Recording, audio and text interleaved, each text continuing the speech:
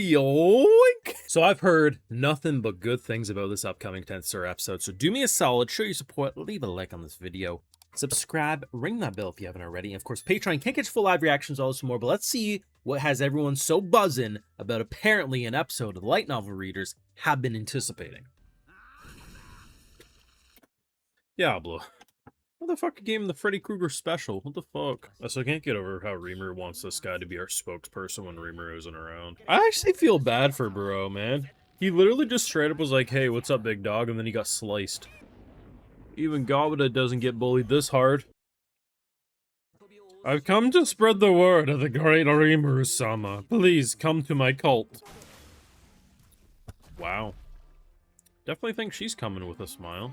We just made a demon lord in the previous episode call us daddy, and now we have 3 archdemons that are gonna fucking worship the ground we walk on. Let me show you what a real erection looks like. Whoozam! Ah! What's another 200 members to the old Tempest army? Every time bro looks, he's like, what the fuck is going on? And someone has to tell him this is an average Friday in Tempest. Rimuru doesn't know what the fuck he's doing. Rimuru literally fakes it until he makes it. Do you know how likely this could be the most diabolically chaos-induced thing ever? And he's like, yeah, I'll just casually, yeah, what's a primordial demon or two getting named? Bro, you were my new favorite character. Diablo, they're your responsibility if they make a mess. Guys, I've never seen a shot better represent Rimuru and his control over Tempest better than this. The entire reason the world is not burned and destroyed is because all of these insanely powerful beings want to blow Rimuru.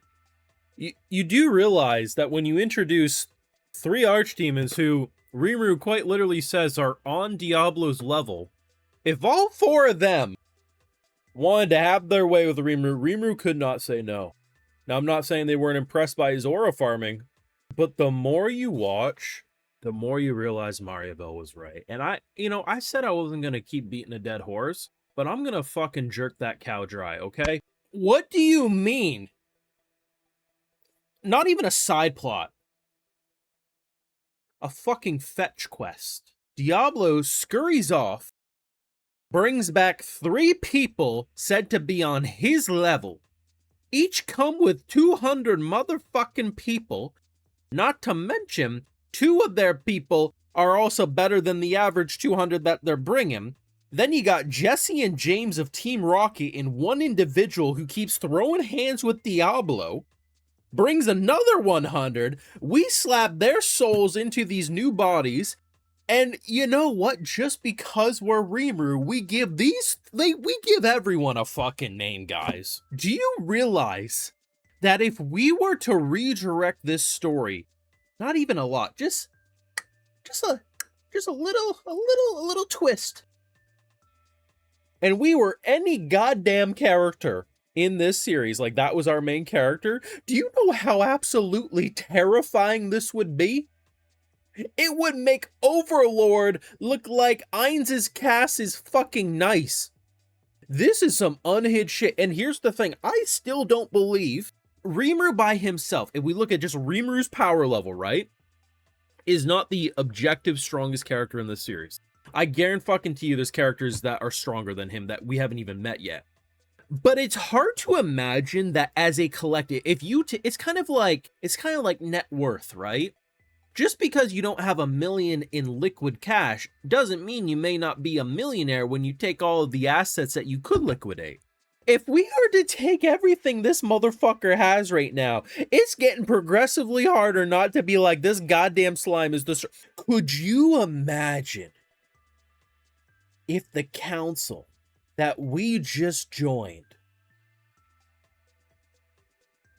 was able to actually see how much Rimuru's power has grown since the last meeting?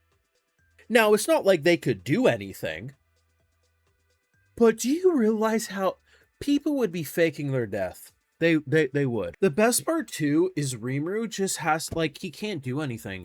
Diablo comes to him, you know, they might be a problem, but I think they're okay for now.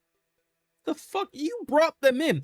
In the last episode, I made the joke about how this is the equivalent of like his people asking them, like asking him like a dad, like, hey dad, can we get a puppy? And that puppy is like a demonic being from the pits of hell. We did that times like 700. The entertainment value of this season is unmatched. And I have to say, this is my new favorite character.